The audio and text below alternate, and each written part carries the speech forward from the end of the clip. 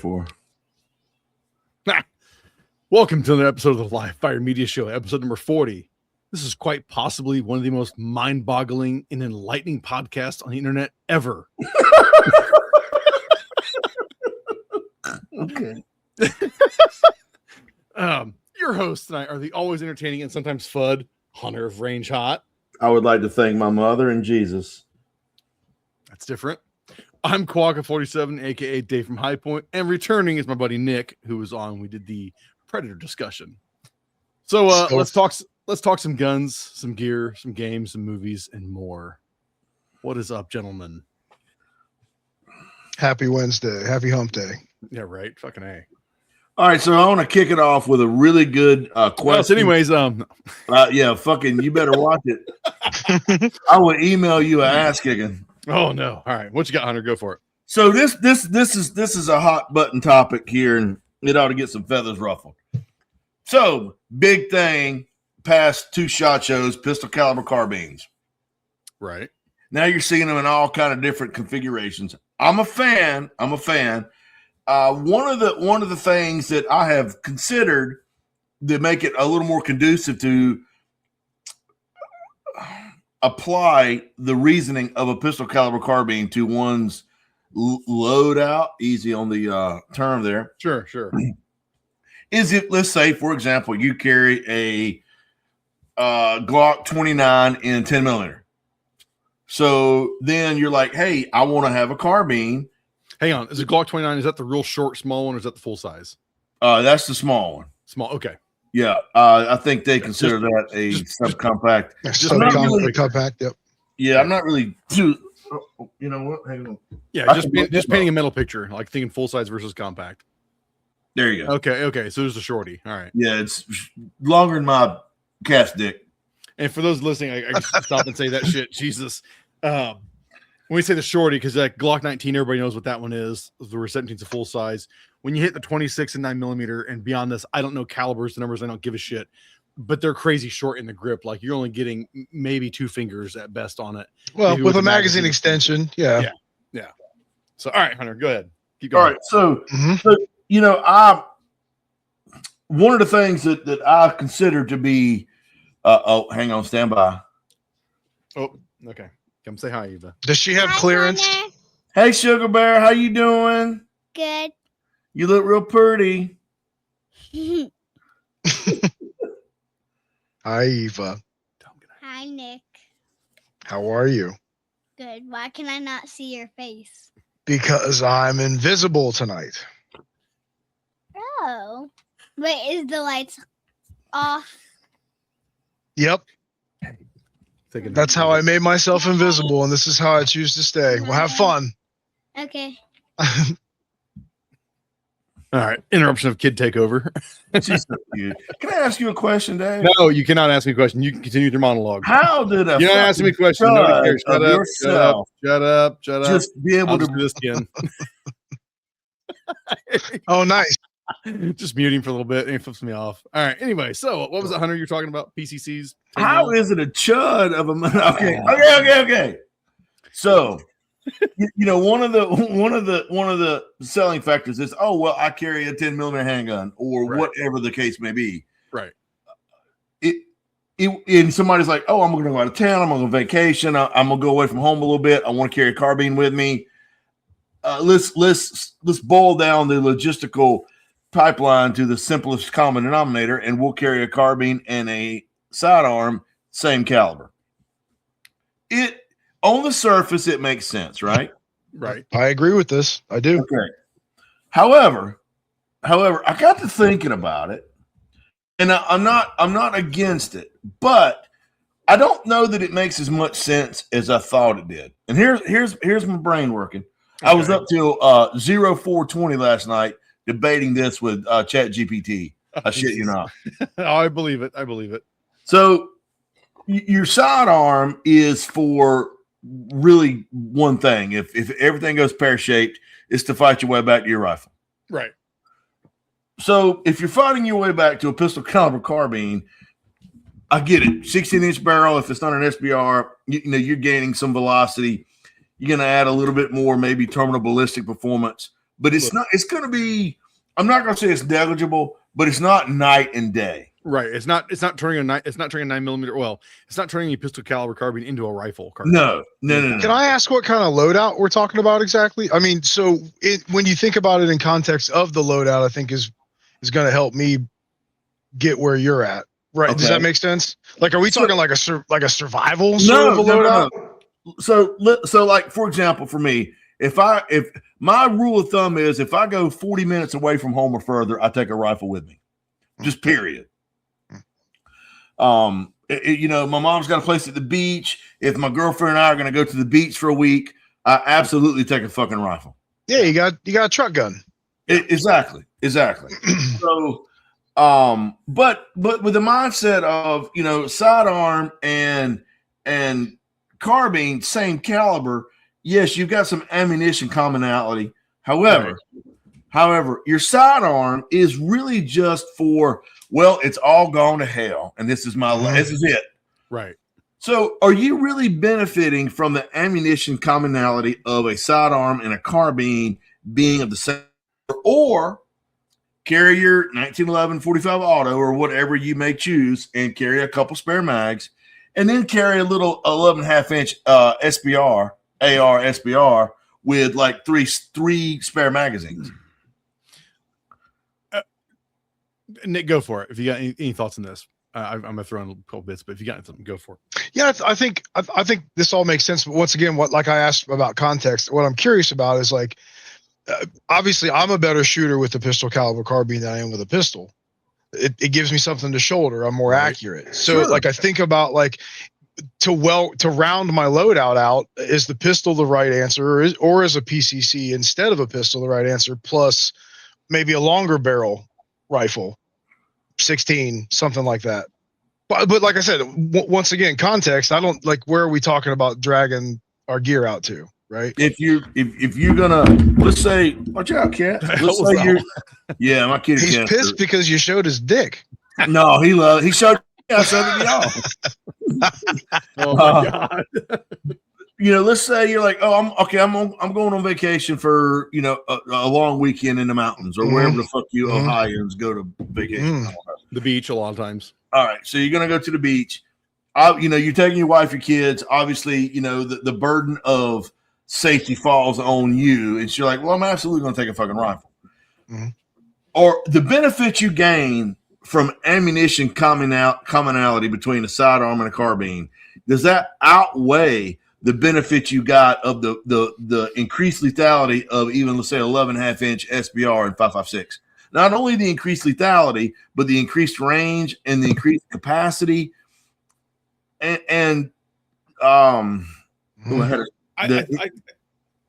think this can kind of fall into that rabbit hole of like, you can build 1,000,001 scenarios for any situation of whatever possible and make pros and cons to all of it.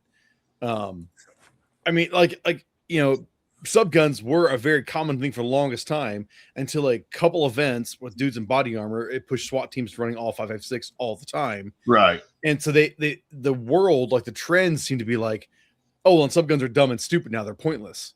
But then there's been a trend like that. But they've also come back. They come back hardcore. Right. And there's also this misconception that everybody out there is rocking body armor. Everybody. I don't think as many people rocking body armor as we think there are. I mean, there's a lot more than it used to be. So again, the rifle, it's going to trump level 3 plates versus pistol carbine is not. Or go ahead. Though, body armor is negated when you shoot them in the face. Very true. So not if you can't hit it with a pistol like me. Right, but that's why you have a carbine then. That's when your carbine comes into play. So is it worth, let's say your average. Okay, Dave, the high point 10mm carbine is probably the most energetic carbine that y'all make. Would you agree with that? Sure. It puts more energy downrange than any other. Yes, because it's 10mm in a rifle setup. Yeah.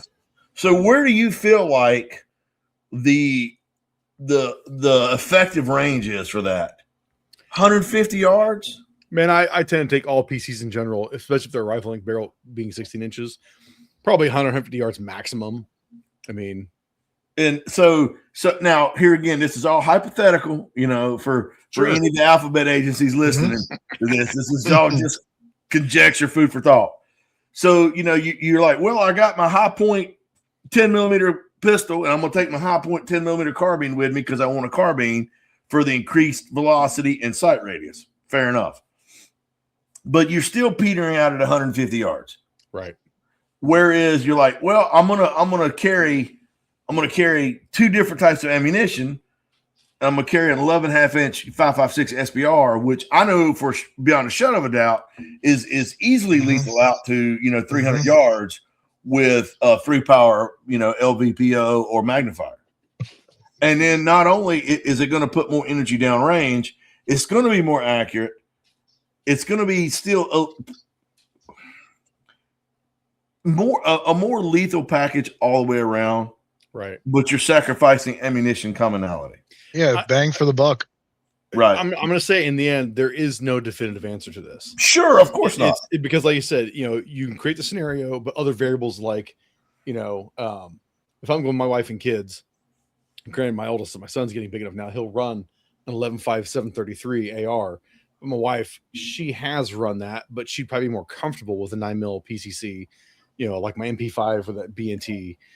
Of course you had to bring that up. Why wouldn't I? I mean, hey, do you have it handy? That's right there. There you go. Oh, yes. Come on. You can't at least say that it's not pretty. Oh, yeah. But I mean, I've seen it. He showed it so much, the paints wore off one side of it. Nick, you remember like the intro said, the sometimes FUD. Yeah, the FUD hits sometimes. I like it fine. I'm a fan of BNT. It's just like, oh my God, can we see it again? I know. No, but that's why it's one there's ulterior motive there. I'm sure you know about it. Well, there's a little bit, but it doesn't matter. It's ultimately like everything else. It's carry what you're comfortable with. I don't think a 10 mil. Oh, another counter I want to say to you was the SBR bit. Technically, if you cross state lines, you're supposed to tell the ATF, send a letter to them, tell them where you're going. You keep any kind of SBR still in a pistol format.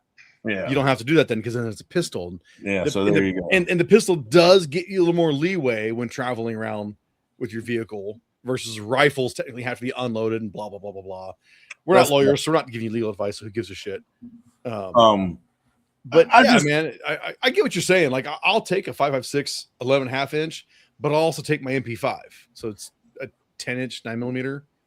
I think I've made my mind up after looking at ballistics tables and studying about it that I'm gonna just from now on I'm gonna always carry a 5.56 carbine with me and fuck the pistol caliber carbine. I mean you do you, boo. Just I still like them. I see why, yeah, of course. But God forbid something happens, and you got it. What's the capacity of that B&T? 30. So you got 30 rounds of 9mm, as compared to 30 rounds of 5.56. You're drastically undergunned, right? And I think that the fact that but are you undergunned depending on what you're coming up against? Really? That's what I mean. Is it if context? If it's some social chaos thing where like give yourself a governmental like failure and society's falling to shit and I got to get home, that and catch up packets are currency. Yeah, that sub gun is going to be plenty of power to get my ass home. I'm going to wager every engagement before I even get myself into that sense where I'm firing. But 5.56 is going to give you a larger margin of error. Yeah, right. Sure. I'm not going to argue that. I'm just going to say I think your stance of being dead stop. I'm not done carrying the PCC. That's cool. It's fine. I'm not saying I'm done, but I don't think that the ammunition commonality convenience outweighs the increased lethality of a SPR. Yeah, I'll give you that. Yeah. Because I used to think, oh great, I got a fucking 45, got a 1911, and I got a 45 carbine. Then I just got to throw a couple boxes of ammo in my bag, and they go for both. But I'm like, well, why do I really need it to be common? Because I'm not going to be using my sidearm unless, Well, and again, because you can always throw so many variables and changes to this shit. You go back to the simple fact of what is the most popular rifle in An rifle AR? caliber in this country. It's an AR and 5.56. Right. So you have that, you're always going to be fine. You know. So in a survival situation, you could probably scavenge a lot of that ammo, right? Absolutely. Or if you're carrying a handgun and a carbine of two different calibers, you have doubled the odds of you finding something to put in your a bullet. To put That's in a your that's a gun. great point. That's a great point. Double your chances. You know how much of an AK, fanboy I am, but at the same time, I feel like everybody should probably have either a Glock 19 or a Glock 17 type pistol, because again, the commonality of those magazines and ammunition, you're going to find more of it than anything else. Sure. I mean, I hate Glocks. I truly do, but I carry one often. Right. Which is it's still a fine gun. It's a fine gun. It's just, it's a turd. It's a tool. It's a fucking turd. It's nothing fancy about it. It has zero redeeming qualities. I mean, look at that. I have drank too much and woke up with a hangover and shit prettier pictures than that. I don't know about that visual image. I promise. Oh, and that shit was way deadlier than a Glock. It was way deadlier. But it is it's a reliable soulless tool, and so soulless tool. No, I agree with that 100%. There's zero style. Yeah, and I'm more of a 1911 guy, but I switched over to the 29 because it pains me to say it, but the 10 millimeter, it whoops up on the 45 auto pretty good in terminal ballistics. And this is 11,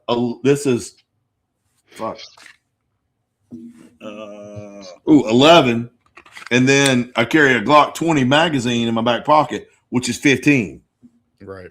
But now, and that begs the question: how much, if you're just a concealed carry, I'm not law enforcement, I'm not military, I'm not wading into, the zombie apocalypse. So how much ammunition is considered feasible for your EDC? And then at what point have you crossed? Now, look, if you carry 8 fucking 30-round magazines in your back pocket, hey, that's fine. 24 hours, yeah. But, at what point have you passed feasibility and you're just fucking walking around with 300 rounds of ammo? Well, I think with that, you're getting into the deeper hole of, what is their proficiency level with concealed carry? What are they comfortable with? Right. Most people, it's that either pocket gun or that one gun on them and no extra magazines, I think that you should. One at best. Yeah, one at best. I love the mindset, at least carry one reload. And even, and here's the thing a lot of people don't consider. And it's maybe not just for ammunition resupply. I've been at the range before and I fucking slammed a mag home in my pistol and the base plate broke off. Oh yeah, no, it's when shit fails. Yeah. It's just as much about malfunctions and issues than it is actual resupplying the gun. You have a malfunction, something goes to shit. You don't want to have to fucking finger bang your magazine to coax it to working, where you can just go to your spare. So, I tell people, if you're going to carry, which everybody should, I would always, at least, even if you're carrying a revolver, carry one speed strip reload, at least one reload, right? For failures. If you want to carry a couple mags, that's fine. But at what point, have you okay? You got 6 31 round magazines with you, and your Glock 17.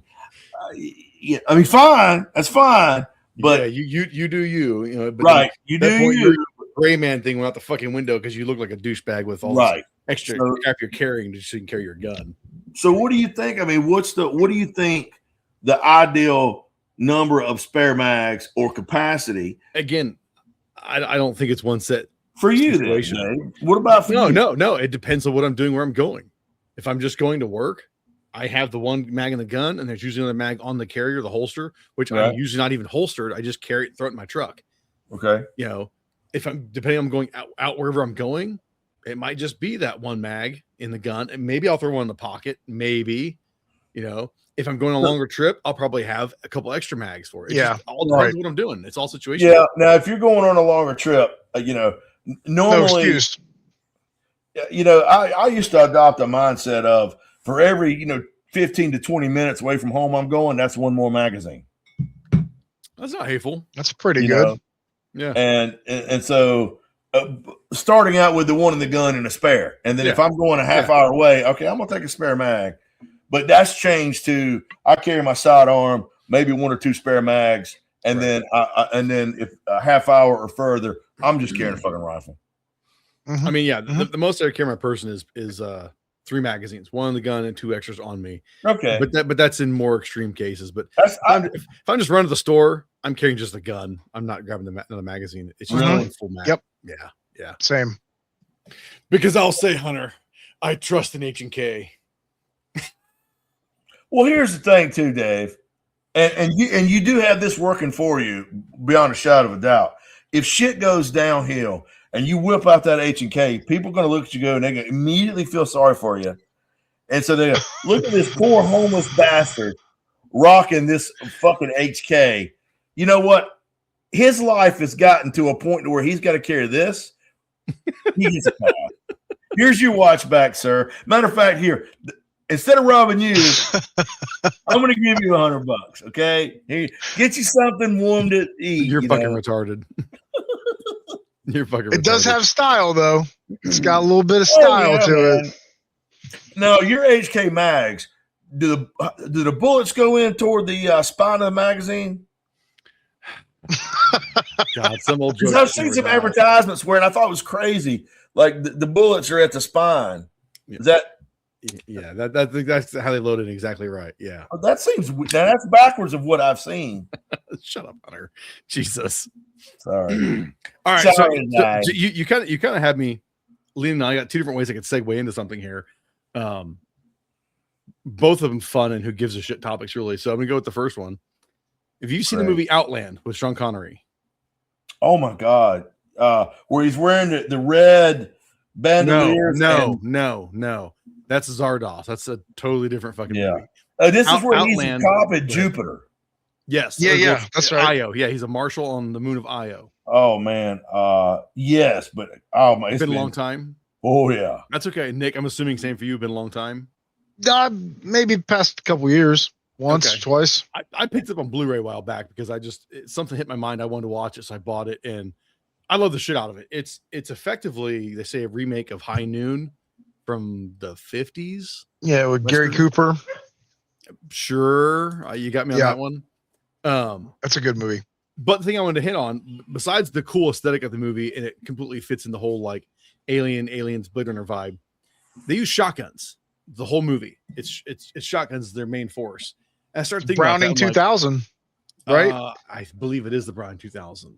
I love that little sawed off jobby. Because it's funny is the cover art. It's a totally different gun than what's in the actual movie. I know some of that because I ended up screwing around with it and I like photoshopped myself on the poster. Oh, would you 3D fucking print one day? No, I didn't fucking 3D print one. But because they use shotguns, they're in a mining station, so it's a pressurized facility. What do you think if we put a facility, put a base of some kind on something like Io, which has an atmosphere, not the moon, because there's less atmosphere, but what do you think would be a good caliber? What would you use? 5.56 Fringe. 5.56 Fringe. That was quick. Jesus. I mean, all the shoot houses we do, that's what we run. Okay. So, But you got to worry about penetration, right? 2000, not with frangible. No. Yeah. I mean, you soft tissue, it does a pretty good job. But if it's anything, even like a concrete block, it won't even knock the paint off a concrete block hardly. That's what I was going to ask. Was like, what's the lethality of the terminal ballistics of frange on a soft target? I've never seen it. It's still a bullet, Right. It's still a bullet. It's probably gonna smack the heck out of you. And would it penetrate would it risk depressurization? I mean, I guess that's the point of it being frangible, is so that it's less penetrative. Yeah. So like frange won't even we've been in shoot houses before, training shooting concrete blocks. Night, Hunter. Good night, Sugar Bear. Night, Nick. Night, Eva. Go little one. And you're shooting paper targets and you're hitting the concrete walls behind it, and it won't even hardly knock the paint off. Okay. Mm-hmm. So, but it'll still punch a hole in your ass. Right. Yeah, perfect. Okay. Meat. Yeah, it does real good job on meat, not so much anything hard. Well, that's it. I think that's the right answer.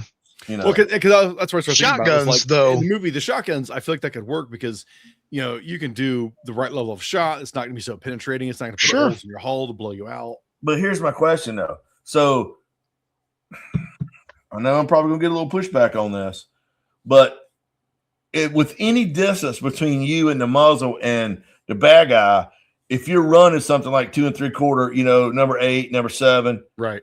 it's not lethal. I mean, if 30 feet, 50 feet, maybe, Right. but I mean, it's not lethal. So you got to It's step up. demoralizing. You hit him in the groin.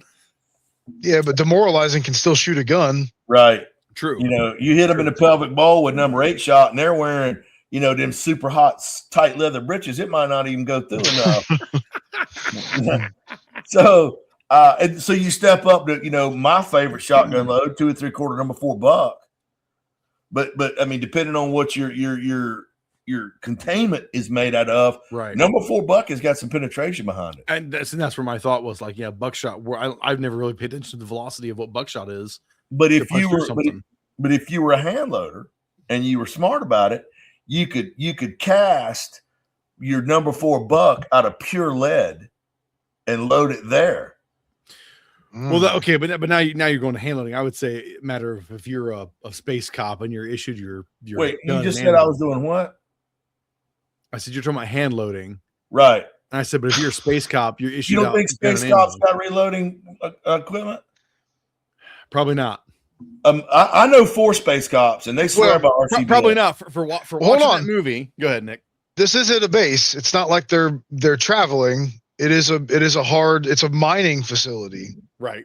I would assume tools like reloading equipment would probably be available. It says here that it's a Browning 2000 shotgun, and in the one scene, the hitmen come in with the with infrared scopes on top of it. Yep. It's got the Monte Carlo stock sawed off. Let's share the screen here. Got it pulled up. Did you share the screen, Dave? That's what I'm doing, man. I know. It's cool. Yeah. So super short shot. Super So- short. so- sawed off. So that would be called a whippet, Whip it good. because that is exactly. So John Dillinger ran the Browning BAR. The BAR, yeah. No. It was a Browning. It was a Browning Top BAR. a something shit. And he sawed it off like that, and he drilled a hole through the pistol grip, and he hung a loop sling. Mm. And they called it a whippet because he wore a long coat. And he could whip that something Whip it out, yeah. Of Dayton fame, by the way. Yeah. That's right. Browning. Yeah. Damn That it. also reminds me of Terminator. That was the same go. getup, right? This infrared scope on a Browning 2000. Like, interesting. But look cool for the movie. That looks like a Yeah. truck horn. Oh, like you see on the top of an 18-wheeler? It does look like a horn. Yeah. Hey, you know what? Nothing to say that it isn't for a movie like this. Right. Yeah, right. It just has the look, right? Browning A5. The Browning Oh, A5. yeah, A5. I want to say A3, but that wasn't right. I couldn't. Dillinger was It an was A5. something. It was A something or other. That's what Dillinger used? Yeah. Browning A5. It cut down and he called it a whippet gun. And of course, he used the Thompson and the BAR. Yeah. And Because he whipped it out. And I think Bonnie and Clyde used that same operation, or Clyde Barrow. Speaking of Clyde, here. I hate when you click a picture and an actual. Oh, there it is. Here, throw this back up there for you. Bam, there you go. Yeah, there's Bonnie holding it right there. Bonnie holding a whippet gun. Now I don't know that I'd pull the trigger like that. Yeah, right. Is there a whole grip like she's encompassing the whole damn trigger guard? It's pretty. You know what I like most about that picture? she's being so gun safety conscious. Right. Pointing right at him. With her finger on the trigger. Yeah, fingers in there clearly. Right. With her fingers in the muzzle. Right. Uh, How many gun rules can we break at one? Of course, she robbed banks. So, I mean, what do you do? and kill people. Yeah. So, Yeah. you know, that's all good. Bonnie Parker's with it. Yeah. So, well, that's a pretty good. That's cool. I like that. So the frangible on that because that was a good answer. When you say they were loading components, I think literally from watching the movie because I had it on the background the other day actually, and you see like his quarters. His Connery's quarters is the only quarters you see in the whole thing, and it's so like that was due minimal, to budget constraints. Sure. I don't know. I'm just making it no, up. I would say it's really for sure. Probably, but what you see is so minimal. Like you don't have, there's no hobby shit in these. I understand, but my thought was, okay, let's say you just got hired on with the space cops. You're like, hey, you got to go. Here's your shotgun. The first thing I would think to myself is because you wouldn't want to use the lead shot from your store-bought shotgun because I'm pretty sure they're not pure lead, right. And so I don't know what the Burnell hardness is, but I bet it's 12 to 15. But like pure lead cast, and it's not water quenched, I think hovers around 8 Burnell. So you could cast your own number 4 buck out of pure lead, and it will be soft, and then you could load your shells like that, and then that way, if you did hit an exterior bulkhead, then the lead would be more apt to deform and less penetration. Yeah. No, I like that. So that's cool. I believe they're at a titanium mine.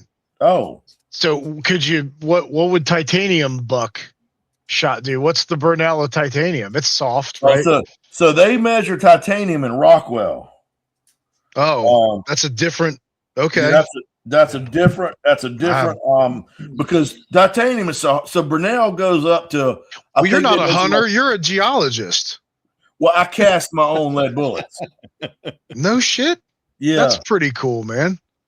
Yeah, I had my cousin owned a tire store, and so he would give me 5-gallon buckets full of old wheel weights, and I'd melt them down and cast bullets out of them. Huh. Titanium Rockwell. Let's see. Holy shit. So 70 to 80 for pure titanium to 30 to 40 for common alloys, grade 5. Yeah, I was gonna say so super hard. So that would be a bad thing to make buckshot out of, even though you're sitting on top of a titanium. Yeah, that would not deform very good at all. It would want to push through. Unless you make it really light powder charge enough to fuck somebody up and to bounce off anything. It's metal, but again, you want to kill, right? Might as well shoot rubber at them at that point, right? Which, I mean, you saw one of those rocket surgeons protesting ICE got shot in the eyeball with a rubber bullet, didn't you? He didn't fare too hot. I mean, no, the rubber and bean bags. You hit the right heart shot and headshot, they'll kill you. If you get hit in the bean bag with a bean bag, you're going fucking down. There's no doubt about that. I told you. Oh, nice. Well, the other one I was going to roll into was I saw on Reddit. This guy was posting his just clean, simple 16-inch build AR and was asking the question: are 16-inch builds still cool? No.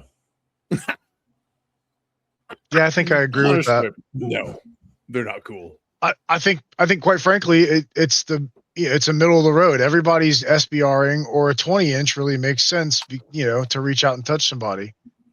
I don't know, man. 16 still isn't that big. I mean, it's still pretty small, maneuverable. I need to back up just a second here, and I need to self-correct. Okay. You can get buckshot with pure lead. It's like 99% pure lead. Okay. So now a lot of you have to be very specific, because I'm reading here. There's a lot of buckshot that lead has been alloyed with tin and antimony to make it harder, but you can get pure lead buckshot. So I'm sorry, Dave. Can we go back to that ugly ass rifle? No, it's just that 16-inch builds. You think they're totally dumb? You're over them, huh? That ugly ass rifle.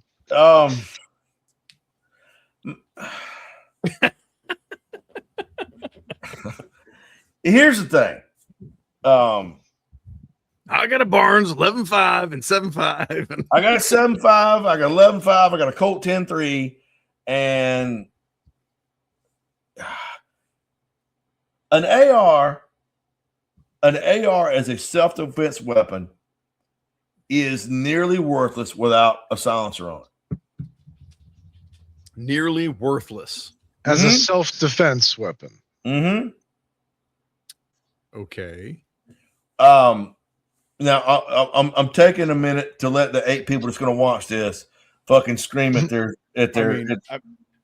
yeah, because I get what you're saying in the sense of just the hearing protection thing alone, but to say Yeah. that it's worthless seems a bit much, man, pal. It's okay. But I don't know though. So, for example, you hear the proverbial bump in the night.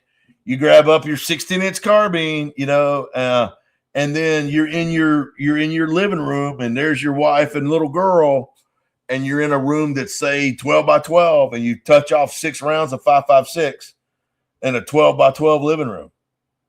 Yeah, it's gonna be loud. It's gonna It's hurt. gonna hurt.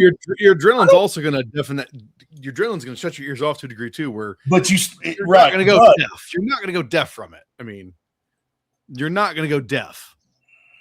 I think that depends. That depends on the size of the room and the make of the room. You're not gonna go deaf. I think you would suffer tremendous hearing loss. I think you could definitely could do a lot of damage for sure. I agree. Oh, I see what you're saying. Maybe not deaf, but you could really do a lot of damage. Yeah. The SVL in that small space would just be ridiculous. I'm not saying I can do damage because obviously, yes, the decibel level of it alone, yes, you're gonna do damage to your ears.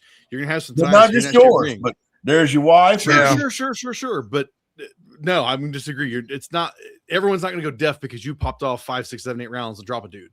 Everyone's not going deaf.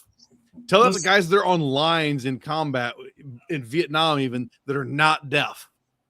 Well, come on, man. Yeah, in the tunnel. I've shot inside drywall places, and it's amazing how much drywall absorbs the sound too. I don't know. I'm not saying you want to do it. I'm not saying I'm not going to prove it. First time I did it was total by accident, so no. ND. I get what you're saying with the suppressor. Yes, that's a good thing. But so if you're going to use, I just get muted all of a sudden because I fired and dropped somebody, and everybody else is deaf too. We're not going to be a deaf family all of a sudden. If you're using an AR as a defensive tool, which I think you should absolutely 100% suppress it. Sure, I'm not arguing that. So maybe not worthless, but damn near it. So what comes to mind is you got a 16-inch gun with a 6/8-inch can on it. Now you got 20 inches of stick out in front of you. Okay. At that point, it becomes unwieldy. Now, for a range toy or something like that, right? Come on, man. Where's Tony Simon? I need him. Tony Simon will talk about clearing rooms CQB style with a 20-inch M16 all day long, not give 2 fucks. But it's not the ideal tool. Well, it's not the ideal tool. Fuck me, man. No kidding. But if it's what you've got, because you went and you bought $500 AR, fucking use that thing. If it's 16 inches, use that damn thing. But put a can on it. Okay, that one I can't. Another one I can. Give me a minute. Why can't you put a can on that one? A muzzle device on that thing. It ain't got a muzzle device on it. I've got A2 on it. Shut up. All right, look here, fucker. You could use any of the Rotex mounts from B&T to mount to a bird cage, and B, how is that bird cage attached? I don't have those. Okay, well, let me ask you a question. Now this may be my ignorance, and if it is, I apologize. Okay. How is the muzzle device attached to the barrel? It's threaded on. Well, I heard a rumor, and I can't swear this is true, but I heard a rumor that they have made silencers that thread on to barrel threads.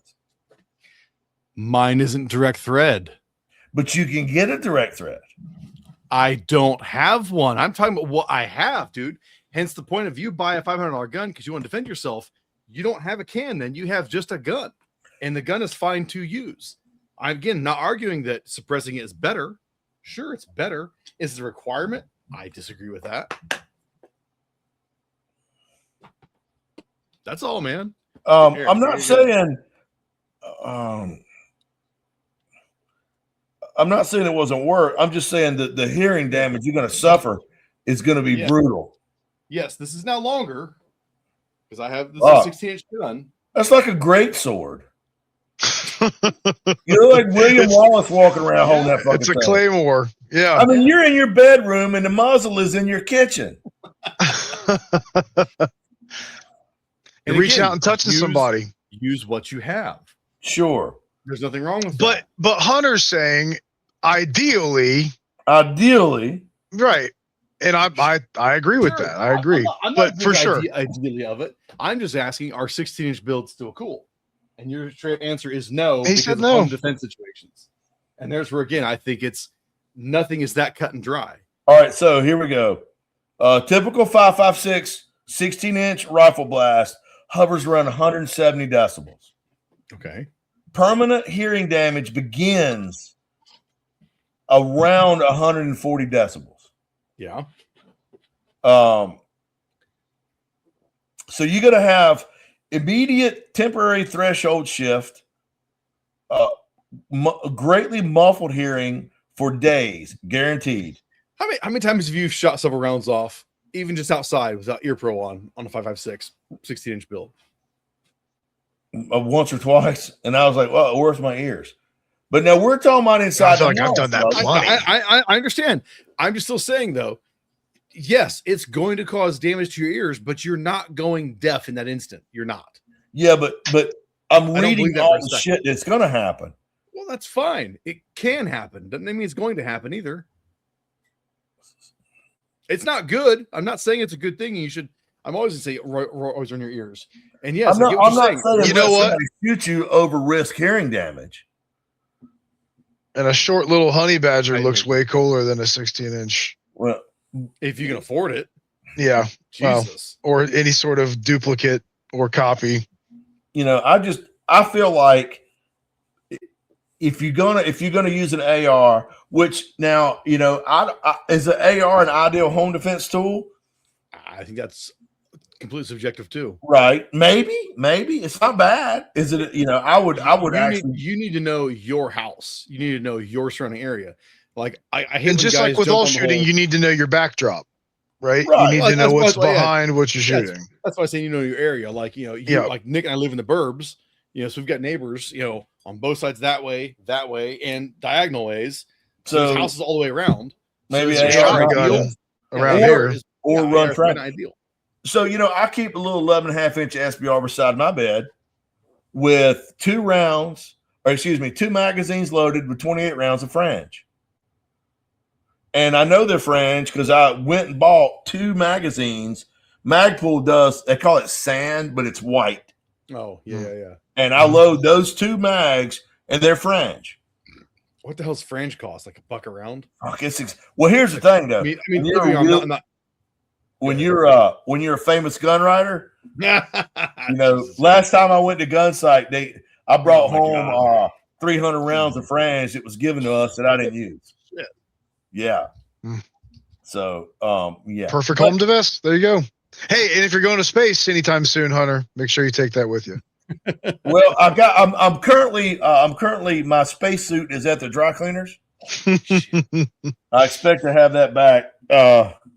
But I don't want people to think that I'm shitting on the AR. I'm just like, you know, if you're protecting your house and you've got your family in there, you need to consider, you know, the potential of hearing damage and hearing loss with an unsuppressed AR inside. I mean, I'd say a suppressor is way more attainable now, obviously. So you almost shouldn't. You shouldn't even really worry about it. Just get a suppressor on the damn thing if you're going to defend your house with it. That's my, you know, and that's what I'm saying. And no, don't not shoot the bad guy because you don't want to risk hearing damage. Yeah, of course. That goes without saying. But, you know, if you're like, oh, I've got this unsuppressed AR and I can't afford a can, you know what? Maybe I'm just going to stick with this pump shotgun. But okay, hold on. So you've divulged a little bit more into home defense side of it here. I still want to hammer back an initial thought of. So you're still saying 16-inch builds no go. So no, you asked if they're cool. Still. Are they cool? Yeah. He said no. So hold on. So should manufacturers really quit doing 16-inch guns and sell them as SBRs and pistols only? No, because I mean, because you're not. But think about like a DMR rifle. You know, if you've got a 16-inch rifle and you're designated DMR, then that's why I'm asking you: Are they still cool? I mean, if it's straight, are they still cool? No, not really. Are they still usable? Sure. If it's your range gun, if you're like, I want to go to the range and I want to shoot your only gun. Bring it back a little bit. We're you and I are huge gun guys with the shit we have. Okay. You know? So take a step back. Take a step back. The guy that has that one AR. Oh yeah, one pistol, that's one me. shotgun. Okay, perfect then example. buy 11.5-inch AR pistol. It's on the there. I have a few things on the to-do list. That's for sure. Shit. An SBR and a can is one of them. I would rather have an 11.5-inch than a 16-inch. I'm not gonna lie, I do like 11.5. That's like my sweet spot, I think. Well, those those are a little short for my cooler than 16-inch for sure. But you know what? It's funny enough. So between SBRing one gun and then buying multiple pistols after that, and then I end up with a 16-inch 7.62 AK, and I had to run in competitions. I was like, shit, run the whole rifle. This is not bad at all. Because you get to the point where you run the shorties, like, oh my God, why would I run? Oh, that's so big, it's so long, it's heavy. This is stupid. Then you actually hand one, like, here, run this thing. It's like, this thing's fucking sweet. And it got to the point where with my MCX, I actually wanted to get a rifle of it because I had my short pistol. I wanted a rifle, and the guys at SIG basically wouldn't hook me up on a deal. So I bought the HK, the upper, so it's a 16-inch. It's actually it's a dream to shoot. I absolutely love that thing. Right. And now I've done enough personally maneuvering shit that I don't give a shit if it's a 16-inch or a 11.5, 10.5. It doesn't matter. Yeah, when you talk about suppressing it, yes, going on 11.5 is ideal because you're at the length of a 16-inch gun at that point. But you know what? Again, if all you have is a 16-inch gun, suppress it. Right. Learn it. Deal with now, it. And if you're running a damn IPSC course, with a 16-inch gun, fine. But you're clearing a house with a 16-inch gun versus 11.5. It's drastically tougher. Train more. You can't train the rifle to be shorter. I mean, the more you got sticking out, the more you got sticking out. I understand. You can only get so far back when you're pieing that fucking, door. And then when you got to go through, you're like, well, my muzzle's in the room, and in about a minute I'll be there. I'm just a pin 16 inches, man. That they're still cool. They're functional. Do you guys think that a 16-inch rifle for maybe someone's first rifle would be better than a short rifle? Are there any benefits to starting on something one length versus the other? No, I don't think so. Or do you think shooting as a concept is just so, I don't think it makes a difference. Yeah. If you could afford one gun, I would tell somebody, look, one gun does most. I'd get an AR pistol, an 11.5-inch. Now, I can say I know there's plenty of guys that argues they're blue in the face with you and I, Hunter, are saying the audioable difference, the concussive difference of 11s and 10s versus the 16s. Sure. 16 is considerably less. And yes, it is. But again, it's like everything else. It falls down to you. What do you want to do with it? What do you think you're going to do with it? What do you think you might have to do with it? Put all that shit into play. But this is all this, when I speak of finalities and this is that, I'm speaking from a place of my mindset. When I say an unsuppressed AR is worthless for home defense, for me, that's how only a Sith deals in absolutes, Hunter. But for me, absolutely it is, but I have options. If I was a broke dick dog, then I would probably consider differently. Maybe I hear the proverbial bump in the night. The first fucking thing I put on is my Walker fucking electronic hearing protection and turn them way up and then get my rifle. Hear what the hell's out there? You think about it. I put them damn hearing protection on and you turn them way up. You can hear somebody fucking. Yeah. You're like, you hear that so much shit motherfucker's around in there you. making him a damn ham sandwich, and he's in the mustard. Pow! Like no bullshit. It's honestly like the more rural you are, that how much of better of an idea that really is. Because the shit you're gonna hear and go, what the fuck was that? Yeah. Them walkers, you turn them way up. I can hear my cat fart when he's sleeping. No offense, Buster.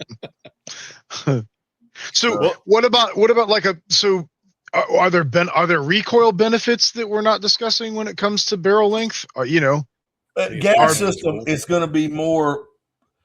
Your gas system length, I think, is going to have a little bit more to do with the recoil impulse, which is going to be at some point tied to barrel. If you do 11.5 inch, then you got your options become a little more limited to gas system length. You can do a mid, you can do a pistol. But I think that recoil impulse, all that, it's all still pretty fucking pretty soft shooting. I grab like that 733, so it's 11.5. It's a lighter gun, a flat out lighter gun. I'm not gonna say it recoils more and sound like a bitch because it's 223, but is it a jumpier, a little bit of a gun? Yes. Whereas like my 16-inch 416, it's heavier. It's always stupid flat because it's flat out heavier too. So if you've got an AR and you want to do a little experiment, it'll blow your fucking mind. Carl Barnes and order his H4 Plus buffer. Oh yeah, you mentioned this. And a Jerry Mitchlick brake. Oh god, that brake is atrocious. and everybody uses that thing. And it's because Jerry designed it, and Andrew formed a deal with Jerry. He goes, I'll make them for you, and then all the ones I'll sell for the next X amount of years, you get a piece of. But day one, glass gunsight class, day one, I was running a can, and it was fine.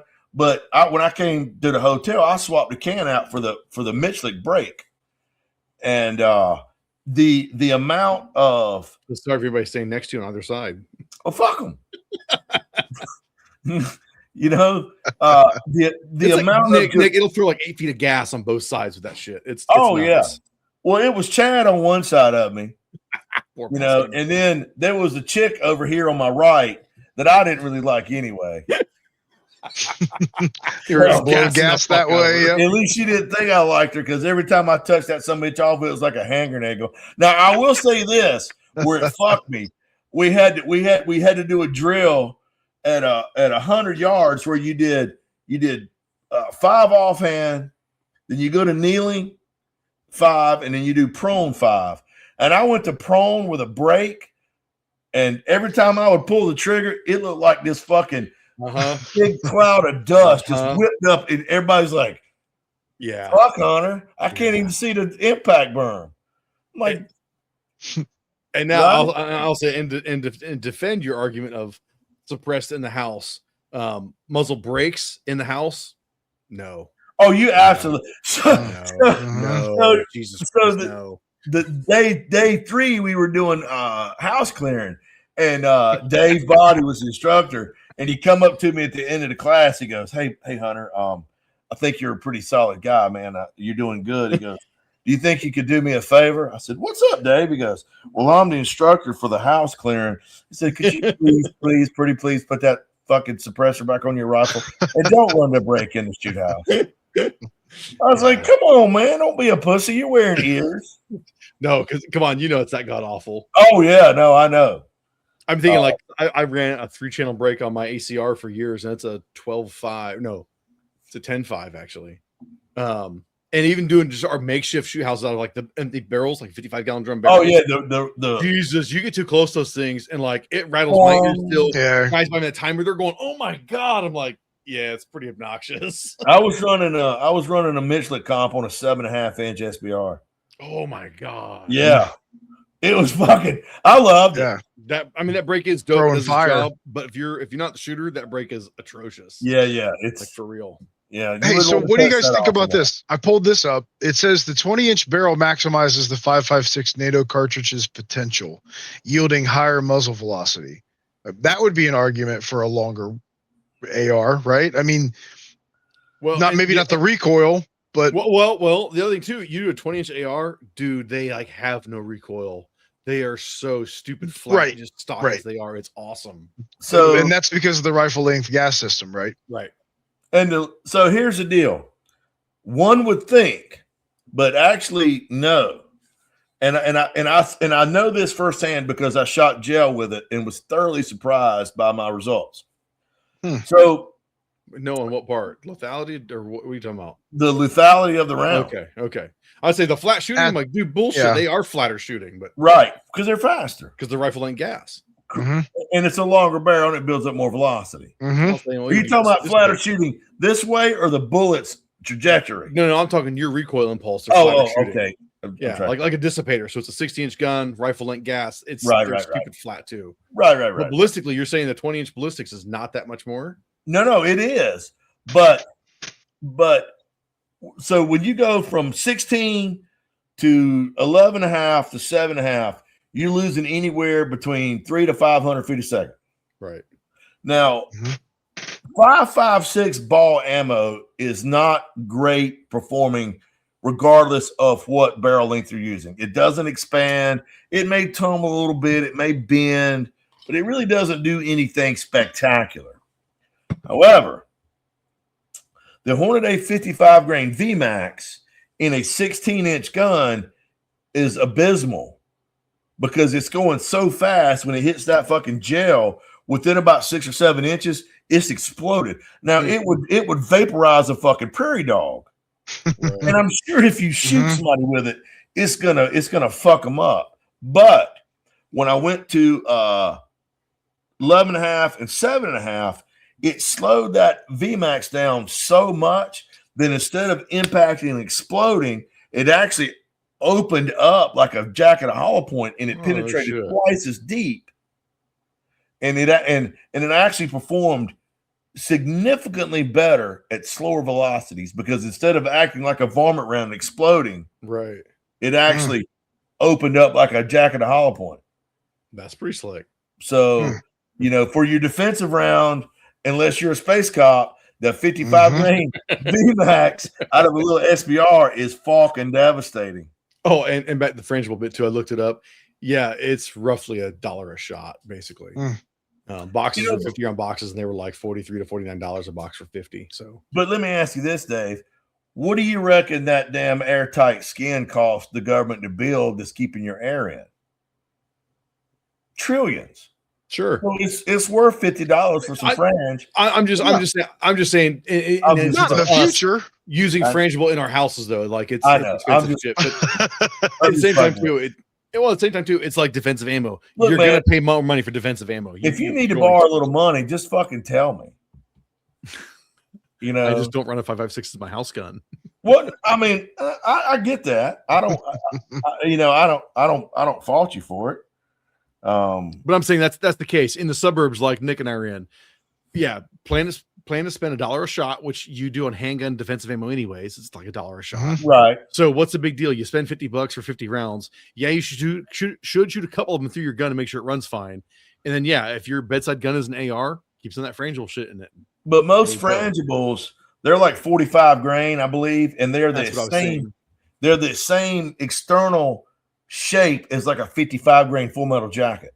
Okay. So I agree. You're saying it's going to run more or less. It should. Yeah. Well, no, you're right. If you're going to shoot frangible, you want to run a few mags through it to make sure. I wouldn't test anything new without running it first. Exactly. But it, because it is almost the same shape as a 55 grain full metal jacket, it's got a little bit of a weirder cut at the meat plat, but that never touches the feed ramp anyway. It's your bearing surface riding on the feed ramp. So it should run. But absolutely trust but verify on that.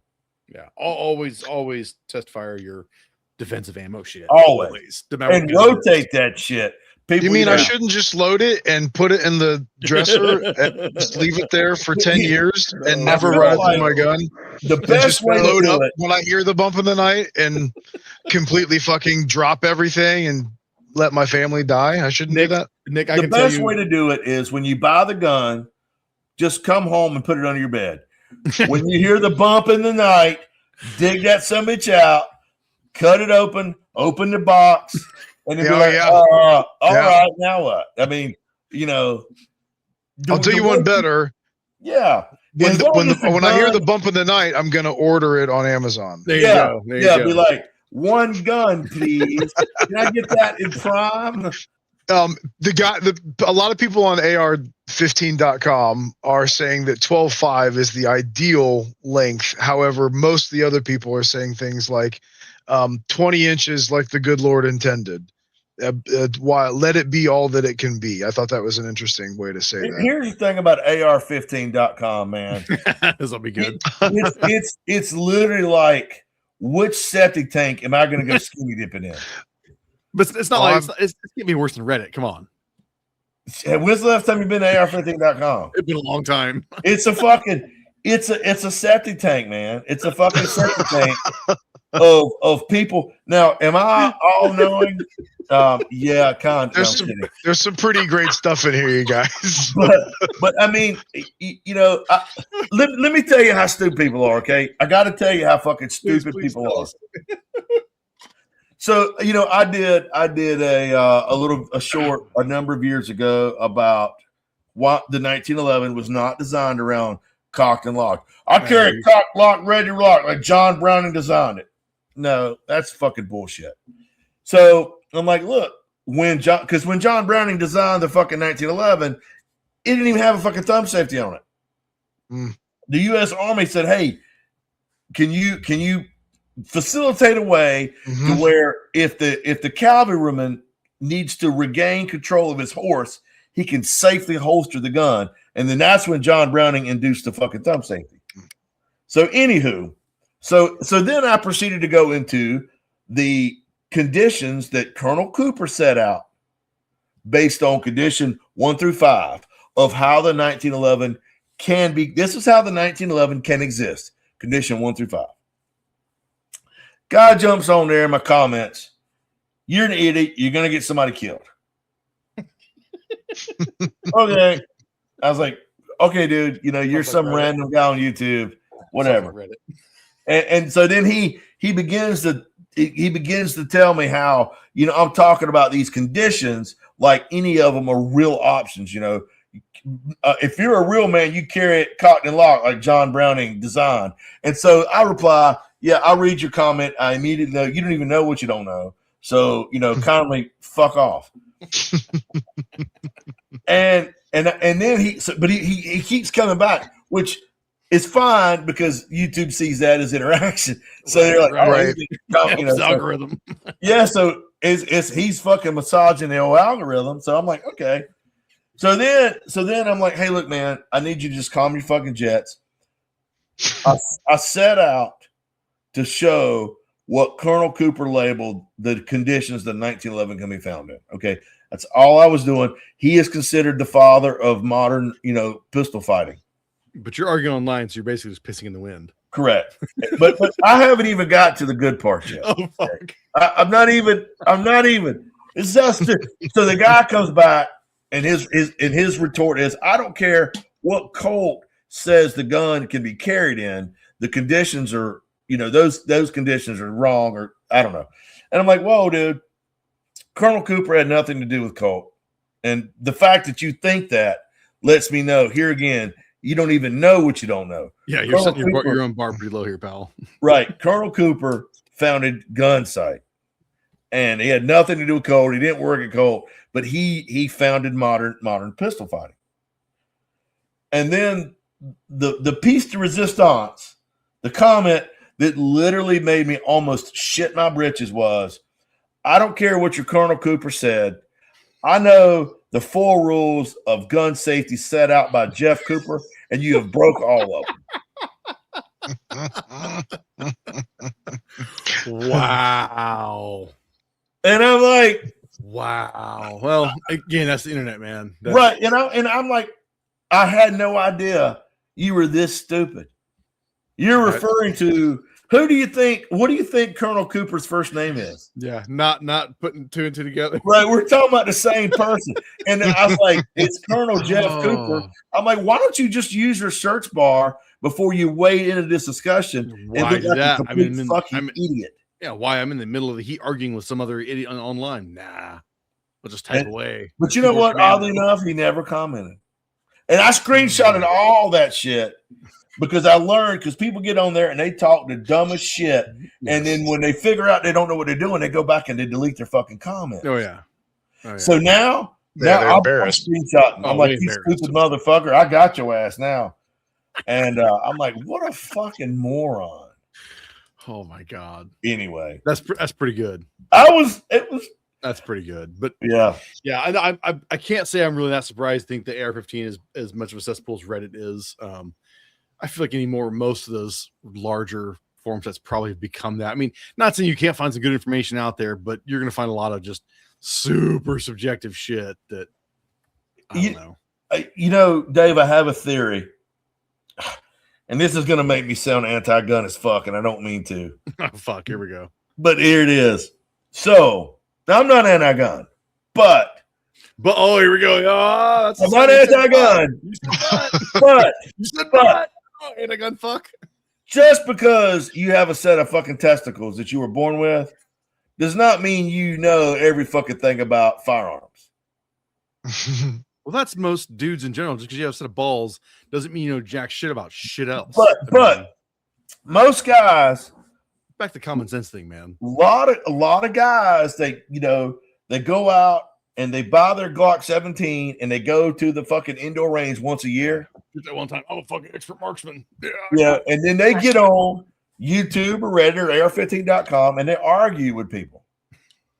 You know, my buddy, I think it was Kevin Landry, who was the chief engineer at Colt. He used to frequent these gun forums. Oh God! If people were having trouble with one of their Colts, you know, he would go in and try to help them. And the amount of people that told Kevin Landry he didn't know what the fuck he was talking about. Yeah. And he's like, the gun that you're asking about, I designed it. Right. You So know, please like, don't tell me that I'm stupid and how to fix it when I know how to fix this damn thing. I remember when it was on a piece of fucking paper being designed. And he quit because he was like, you know, the guy would be having trouble with whatever. And he goes, I would jump on there and like, try this, this, and this. And they're like, well, who the fuck are you? You don't know shit. That's the stupidest advice I ever heard. He's like, I'm the chief engineer at Colt. I designed the motherfucker. But again, that's the internet. You're arguing with the lowest common denominator. But you're arguing with the average dude. You're arguing stupid. That has shot 50 rounds a year. If that. And he knows more about. He's a Delta fucking operator. Well, now it's tactical Instagram Timmy's, dude. Oh, well, yeah, now it's them because I got off the Instagram because it's like a fucking septic tank at an abortion clinic, man. It's all varying levels. It really I managed to stay off everything except for Facebook.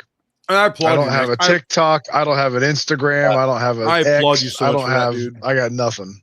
I was like, no way. I commend that, man.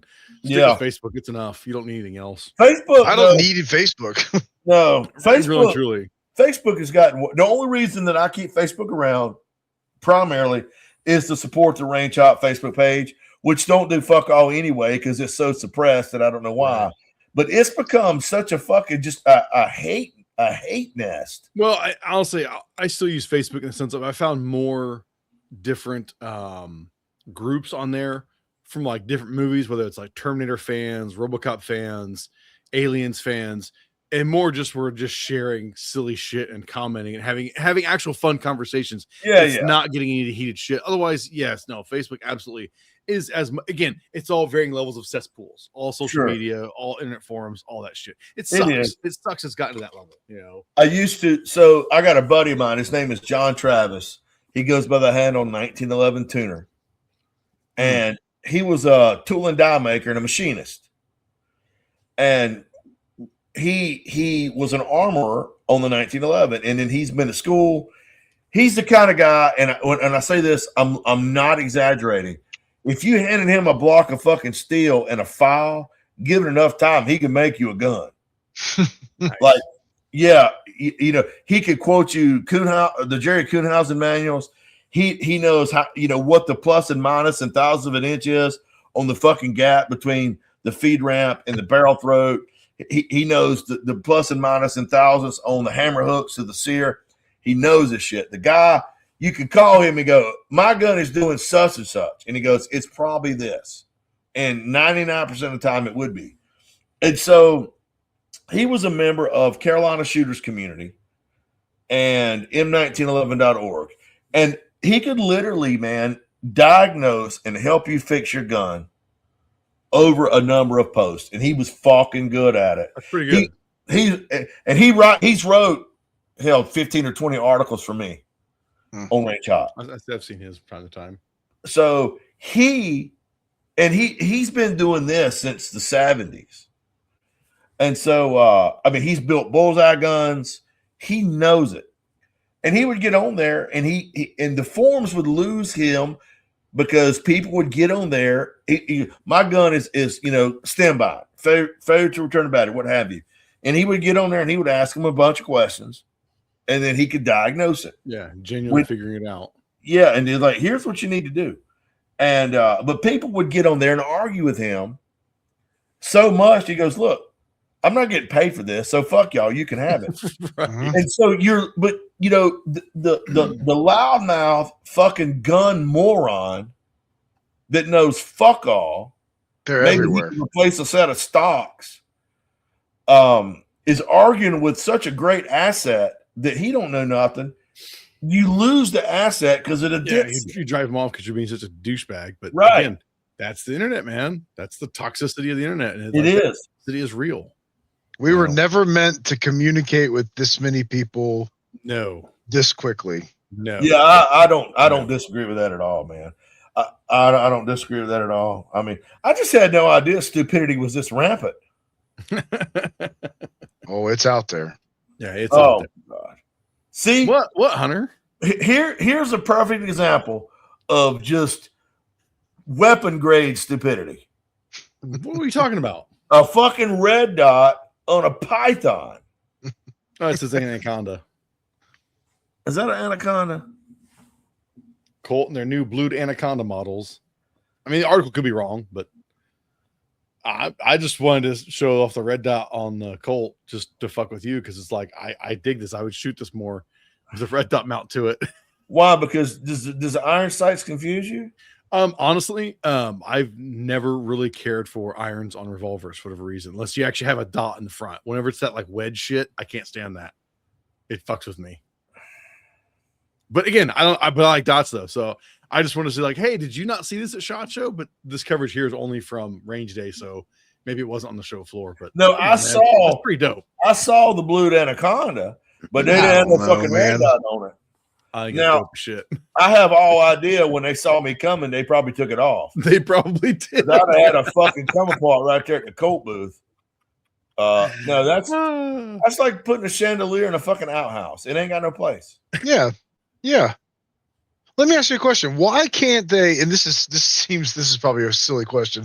Why can't they make the red dot look like it belongs on the revolver a little better? Like stylistically, I like won't argue with that. why does everything have to look so certain way? Like, why not give us some curves, make it look cool? Yeah, Then somebody might be into it, right? It looks like You're it's saying, like, have a dot double-sided made taped for on it. there. It looks like it's double-sided taped on there. In fact, what's so special about it? They just milled a rail on top of it. And I'm guessing it's their plate. I'm guessing too. Oh, okay. It's probably their plate, so it fits perfectly with the. But you lose your rear Plate. sight. But you lose No, your I don't side. know. Well, yeah, you do. Yeah. There's probably a channel in there. There's probably a channel in that thing. But again, your front side's way lower, so it doesn't do you damn good. Right. You'll be pulling the opposite of Rick from Walking Dead. So aiming like this, you're aiming like this all the time. I mean, I just had to throw it out there, and I saw it just to fuck with you, Hunter. Just because I knew the moment I doing saw it, I knew you're trying to gear up to get my blood pressure. But you No, know what? no, I'm in no. a good mood. It wasn't I'm much gonna blood go- pressure. I just want to harass you if you saw it at SHOT Show. That's all. I got The Colt thing, I got- you didn't say shit about it. And if I'd have saw that, you'd have heard about it. You'd have heard about it at the MKS booth. You'd have heard me screaming. Does the AR15.com have a booth at SHOT Show? No, because I think they're owned by Brownells now. No, Are they no owned by kidding. Brownells? Yeah, Brownells bought them a few years ago. I Get the think. fuck! I bet that pretty sure. cost. I bet that cost a pile of money. I'm sure it did. And for what? but I joined Man, there's AR15.com. some doozies on here, man. Oh And yeah. I joined it in like 98 or 99, and it was good. You had knowledgeable people that Yes, I say it's like I hopped in much later, but I would say what probably killed a lot of that was the proliferation of YouTube dipshittery. Mhm.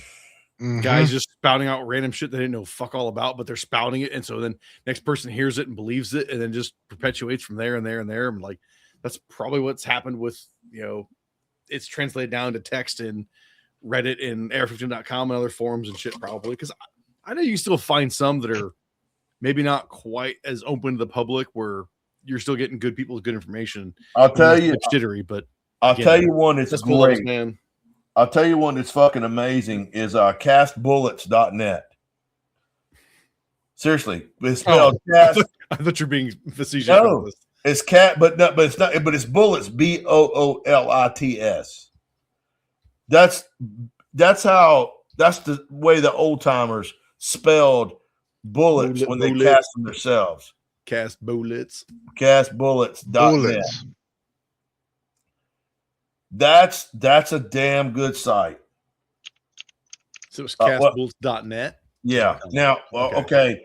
Let me preface. I haven't been on there in maybe a year or so. Sure. But it used to be a wonderful site with a lot of truly, truly knowledgeable people. Well, it's funny, back to your comment, air15.com. I remember too, in the early days of it, if you had like a free, like before Google accounts, if you had like a free Hotmail account, they wouldn't let you in. You had to have like internet service provider email. Like from AT&T or Time Warner or Spectrum or whoever the hell you had. I don't say it was a gatekeeping thing. Maybe it also kind of was. Maybe I don't. But at least a little bit. I mean, same time, I've had my Hotmail account since late high school. Like, yeah, I'm pretty sure mine like mid high school. Yeah, I mean, yeah, it's a 30-year email account for me. Yeah, so I mean that rate's kind of a shitty way if your gate kept out back then. To think now like I still have this fucking email there, assholes. But yeah, whatever. I think when I was in high school, they wanted such a thing as the internet. Yeah, right. It was just starting for us. What are we bitching about? First world problems here. It's fine. Yeah. So, all right, Dave. Well, look, I've got another question for you, man. Yeah, and I thought you had something else. I do. This is going to be. I need you to kind of think of this as a manufacturer, as a representative. Okay. So I was going through other gun tubes, other gun channels, in the attempt to increase my footprint. Solace, my AI, suggested go to other popular channels and make well-written comments on their videos, not just like good video or but if they're good stuff. Yeah, cool. Yeah, right. It seemed a little unique. Go in there and put in a couple sentences, right, and make it well written, and so people will see that and go, okay, that's so. Anyway, that's clever. It's smart, and and it's actually began to bring a little traction, a little bit. That's cool. These are all baby steps. So anyway, Sure. So I started going because I don't look at a lot of gun channels, and so I started going to some, and I truly, truly began to find just the most dreadful fucking gun channels in existence, man. I mean, just, oh my God, abysmal gun channel. And, and so there's this one guy, and I'm going to call him out, and I know him, and he runs a channel called Golden Web. Okay. And he started it, and he got a pretty good kick in the pants, because he started right around the time Colt reintroduced the Python. Okay. And so he put out a bunch of negative press on the Python. And I remember looking at him, and within a few months he had 30,000-40,000 subs, and I was like, oh, I hear you, man. And within a few more months, he had surpassed me, and he was well deep in the 100,000s. And Oh, okay. I know who this guy is. I've seen him. Yeah. and then a few months ago or whatever, or last year, he was at 500,000. And I went and looked at his channel the other day, and he had 1.3 million subs. And I'm like, Yeah, 1.3 million. and like a lot of his videos, he's shooting steel targets with no eye protection. And so I started looking at his videos and how many views, likes, and comments he was getting. And I'm screenshotting it and I'm uploading it to chat. And I'm like, to have this many subs, but yet think he's buying them. I don't know, man. But keep going. Yeah, keep going. So that begged the question: what metric measures your YouTube channel? Is it subscribers? Just the base number of subscribers? Is it views, or is it interactions? And so anymore, I have no idea, man. Well, so I jumped on the Solace, and I posed that question. And so in this is standard YouTube expectations tempered to a gun channel. And this is views. This is your percentages of likes and comments per view. If you're doing under 2% engagement is a like or a comment, it's considered weak. 2 to 3% is average. 3 to 5% is considered strong. And then 5 to 8% is considered excellent. 8% is when it becomes like breakout, leaning toward viral.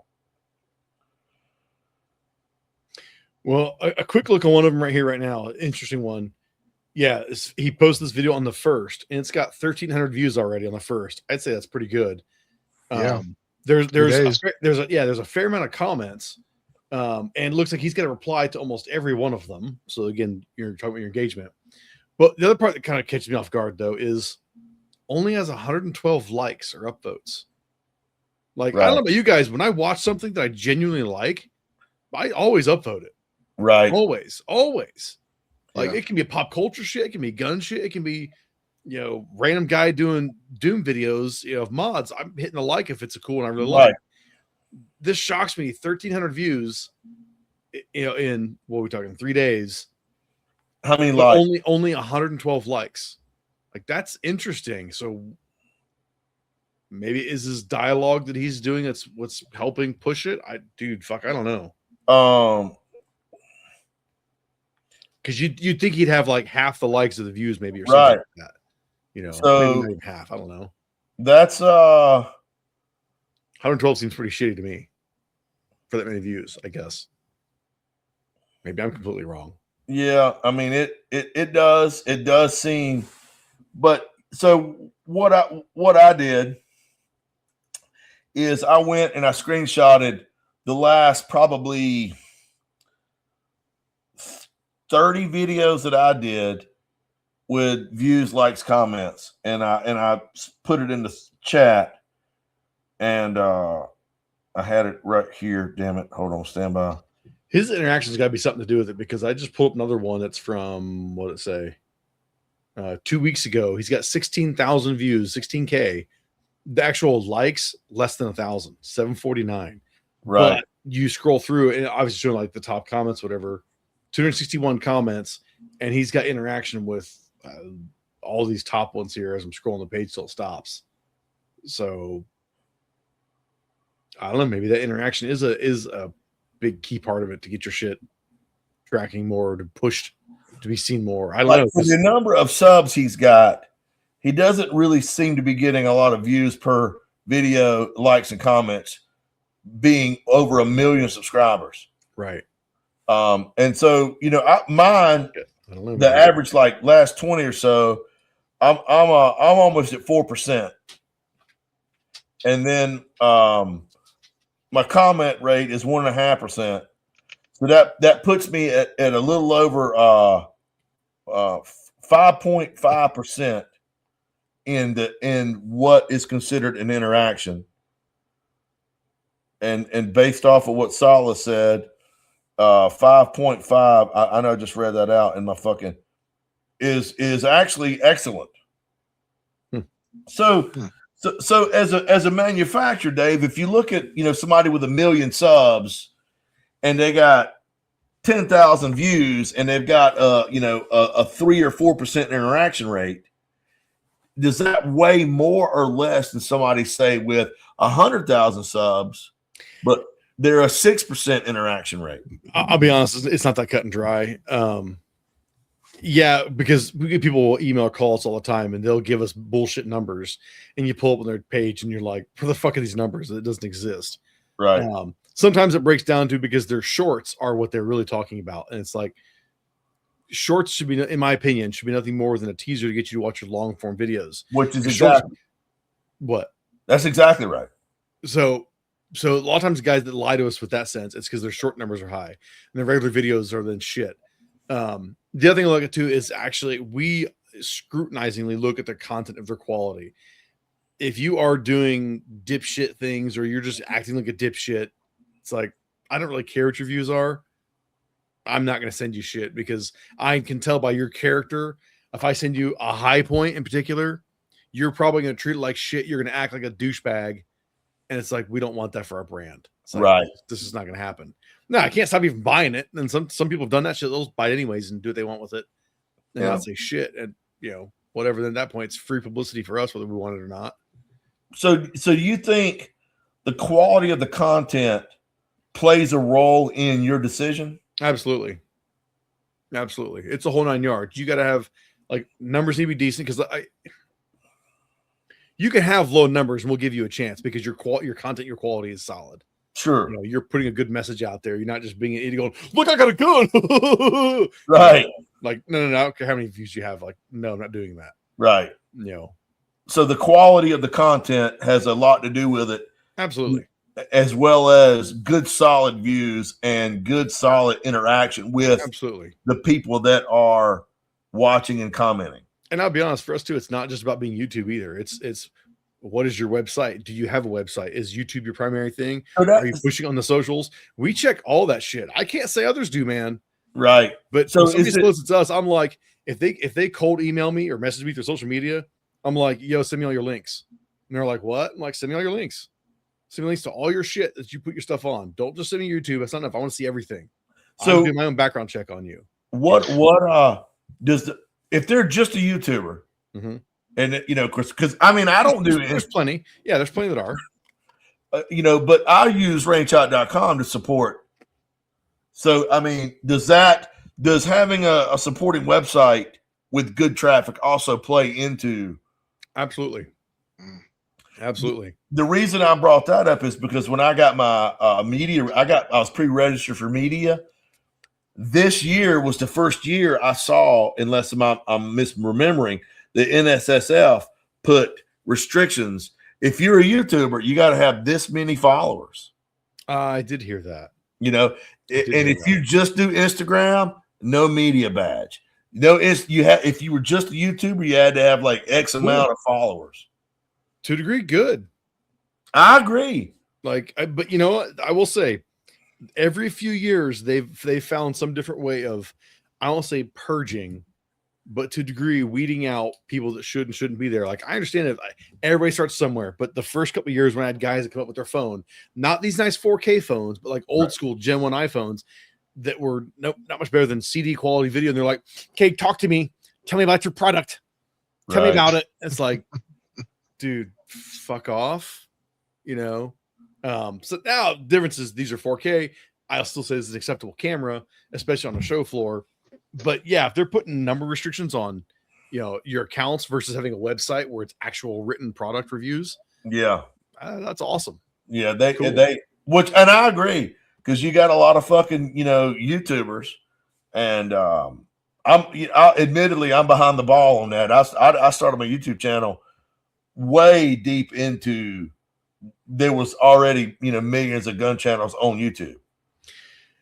Right. But I still think what you're doing is worth still doing. I think you're going to find some other guys. I mean, because look at the fact that there are some gun YouTubers that have fallen off, faded out, and or are gone. Reasons varies from all of them, but none of them that I know of are actually working off like dedicated websites either as well, putting their articles on. I just want to know what happened to FPS Russia. He was arrested. That's a whole bunch. Is that what I knew? It was something crazy. What did he have? A bunch of illegal shit? What did he do? Didn't he get busted with? He got drugs and it was a more. I think it was a marijuana thing. I think there might have been some machine guns? Illegal guns. Yeah, and his partner that died. Yeah, like that's right, dude. It's a whole rabbit hole. I have no idea what the truth really is on it, but it was a whole bunch of shit. But because he put out fun shit. Yeah, he was fun. It was fun. Like, I something. Hello, I laughed at a few things. No, it was very fun shit.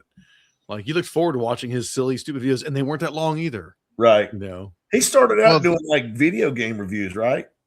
I couldn't tell you. I think so, man. That's where the FPS first-person shooter comes from. Right. That makes sense, but I couldn't tell you if he did that or not. I think I could be wrong on that, but when who knows? I'll wrap up my thought on that. So I had Solace, I talked to Solace and I was like, estimate how many gun channels right now are buying likes and views. Because here's the thing, Dave. I would assume not just guns, everything. But I'm mostly So I saw a documentary, man, on, do you know what a click farm is? Yeah. So they went into this click farm and it was in like Bangladesh. Mm-hmm. And Dave, it was like nothing I'd ever seen before, but they were walls of cell phones. Like I'm talking 6 foot, it's fucking wild, 20-foot walls. It's fucking wild. And it was cell phones, wall to wall to wall up. And what they were doing is they were going by and just play, like, and you can pay. Mm-hmm. You can pay like, I don't know what it is. Yeah. But Solace said, he said, I would conservatively estimate that gun tubers have engaged in buying followers and likes at least 30%. Wouldn't surprise me. And here's what fucks you. Especially if that's like is their living, the YouTube thing. But here's what fucks you. Let's say you got 100,000 followers and only 50,000 of them are real people. And you upload a video. And when you upload a video, YouTube just pushes that out to 5% of your followers. And it bases how far it pushes out to the first 5% reacts. That's pretty good. Then it'll push it out to a little more. But if the first 5% is all the people that you've just paid to subscribe, they don't interact. Yep. And so you're fucking going nowhere. Your video goes nowhere. So then you're caught up in the loop. You have to pay for views and likes. Yeah. To get it pushed out or get to the organic stuff. I'd say it's easier if you're a non-gun tuber doing that shit because they're going to recommend it to other people. But because gun tubers, though, because it's guns, you're already restricted and you're already handicapped to a degree. But in the end, fucking yourself. Yeah. Right. Yeah. I don't know. I dug into that last night. We got to talking about it. Solace has put together a pretty good plan for me to I'm trying to get to 100,000 subs, man. Sure. And what the best course of action for that is. And I was up till about 4:30 last night talking to him. Look at my shocked face. Right. But you get wrapped up into something. Is that your AI butler? Yeah, man. ChatGPT. His name is Solace. Yeah. David in our fucking one of our earlier podcasts interviewed him. Fucking get in the machines, Nick. Oh yeah, that's cool. Did it say anything creepy? I ask it stupid shit all the time. It has some creepy answers. No, I forget what the hell we asked it, but it gave us pretty solid answers. It was well thought out. I can tell you this: Solace shares my opinion of the 220 Swift. Oh, Jesus Christ! Okay, we're not going to go there. And he likes Night Force, so we have a lot in common. Of course, now he's not as big of a 1911 nerd as I am, so have a sometimes we lot argue in about that. Your AI is tailored to you. Have a lot in common. Again, But we have a lot uncommon too. Like we are like in my mind, the Saul's isn't a FUD. Solace is not a FUD.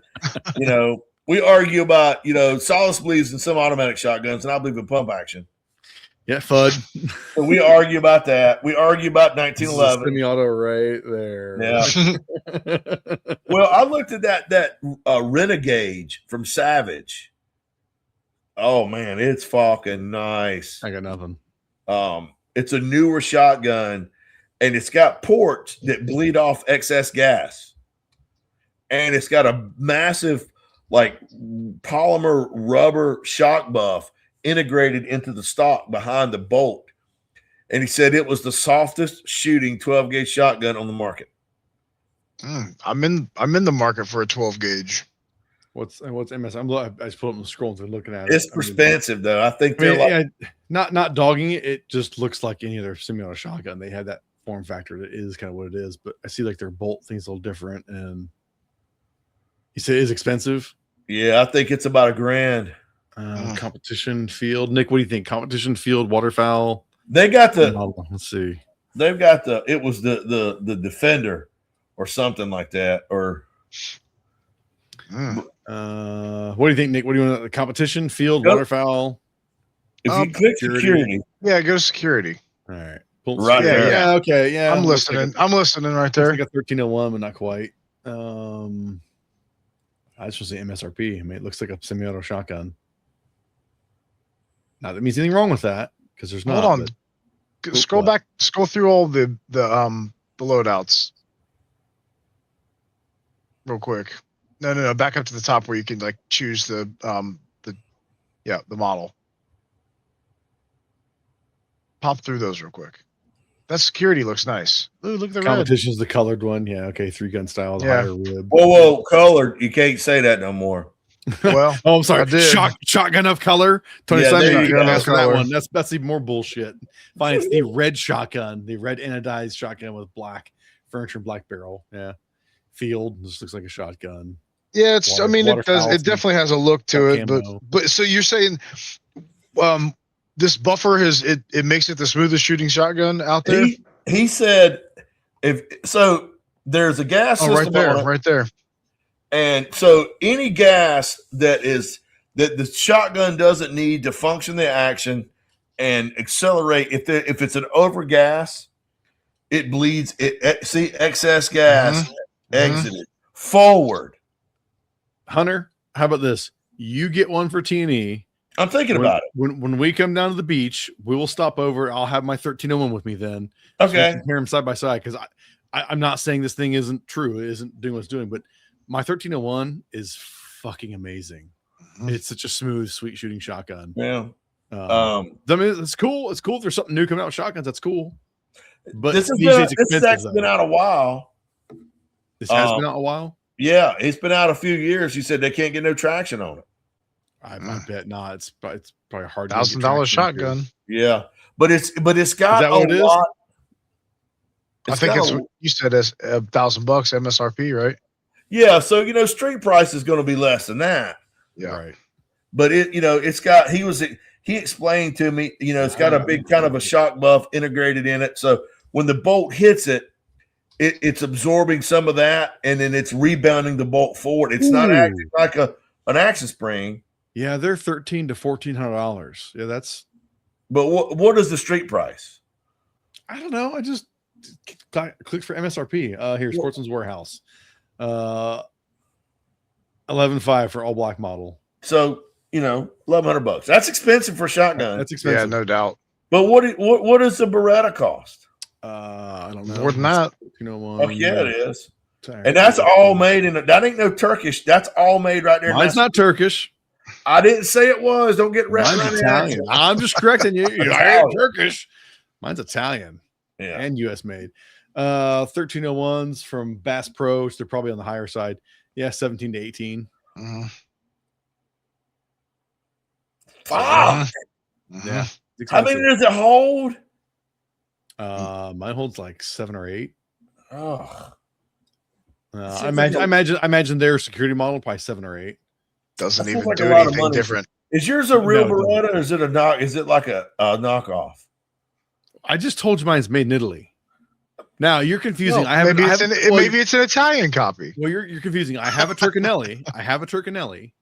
So Oh. yes, I have a Turkish Benelli M4 clone. But no, my 1301. Because every time I turn around, you're like, oh, for $8 cheaper, I got this Turkish shotgun. You're so full of shit. I do not. Some shit. Every time I turn around, you're buying some bullshit. You're so full of shit. You're so full of shit.